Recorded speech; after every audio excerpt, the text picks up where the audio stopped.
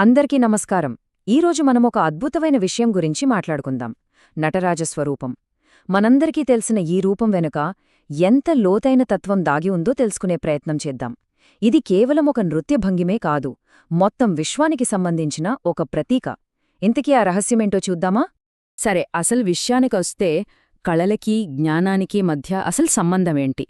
మనం సాధారణంగా కళలని ఓ రకమైన వినోదంగా చూస్తాం, జ్ఞానాన్నేమో చదువుగా, చాలా సీరియస్గా చూస్తాం. కానీ ఈ రెండిటికీ మధ్య ఏదైనా లోతైన బంధముందా? ఈ ప్రశ్నతోనే మన ఈ ప్రయాణం మొదలుపెడదాం. నటరాజ తత్వాన్ని అర్థం చేసుకోవాలంటే మనం వేయాల్సిన మొదటి అడుగు ఆయన్ని సకల కళల సంగమంగా చూడటం. అంటే ఆయన స్వరూపమే సృజనాత్మకతకు అసలైన రూపమన్నమాట. చూడండి, నటరాజతత్వం అంటే కేవలం ఒక్క నాట్యం మాత్రమే కాదు. ఆయనలో కళకు సంబంధించిన 3 ముఖ్యమైన స్తంభాలు ఇమిడి ఉన్నాయి.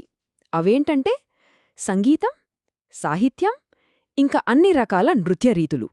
అంటే ప్రపంచంలో ఉన్న సంగీతమంతా, సాహిత్యమంతా, నాట్యమంతా అన్నీ ఆయన స్వరూపంలో భాగమే.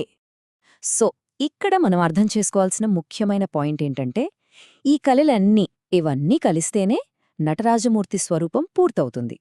ఆయన కేవలం ఒక నర్తకి మాత్రమే కాదు, ఆయన సకల కళలకు ఒక సజీవ రూపం. అయితే కథ ఇక్కడితో అయిపోలేదు. కళల గురించి తెలుసుకున్నాం కదా, ఇప్పుడు దానినుంచి ఇంకాస్త లోతుగా వెళ్దాం. ఎందుకంటే నటరాజతత్వంలో మనం చూసే ఆ క్రియేటివిటీకి మించి చాలా ఉంది. శాస్త్రాల ప్రకారం ఆయనే సర్వ విద్యలకు ప్రభువు అని పిలుస్తారు. దీనర్థమేంటి అంటే కళల రూపంలో మనం చూసే ప్రతి జ్ఞానానికి మూలం ఆయనే అన్నమాట. సింపుల్గా చెప్పాలంటే కళ అనేది జ్ఞానాన్ని మనకు చేరవేసే ఒక వాహనంలాంటిది. ఇక్కడే మనకొక డౌట్ రావచ్చు, నిజంగా కళలే జ్ఞానమా? ఒక పాటలో, ఒక కవితలో లేదా ఒక నాట్యంలో జ్ఞానం ఎలా ఉంటుంది? ఇది ఆలోచించాల్సిన విషయమే గదా. దీనికి సమాధానం ఖచ్చితంగా అవును. కళలు కేవలం వినోదం కాదు, అవి జ్ఞానం యొక్క వ్యక్తీకరణ. అంటే జ్ఞానమే కళల రూపంలో మన ముందుకొస్తుంది. సృష్టి రహస్యాలు, జీవిత సత్యాలు, ఇవన్నీ కళల ద్వారానే మనకు చాలా తేలిగ్గా అర్థమవుతాయి. సరే, ఇక మనం చివరి, ఇంకా చెప్పాలంటే అత్యంత ముఖ్యమైన భాగానికి వచ్చేశాం. ఇప్పటిదాకా మనం మాట్లాడుకున్న విషయాలన్నింటినీ కలిపే ఒక గొప్ప సత్యాన్ని ఇప్పుడు చూడబోతున్నాం. ఈ స్లైడ్ చూస్తే మనకు చాలా క్లియర్గా అర్థమవుతుంది. ఒకవైపు నటరాజమూర్తి, ఆయన చైతన్యానికి, క్రియాశీల వ్యక్తీకరణకు ప్రతీక, సకల కళల రూపమాయనది.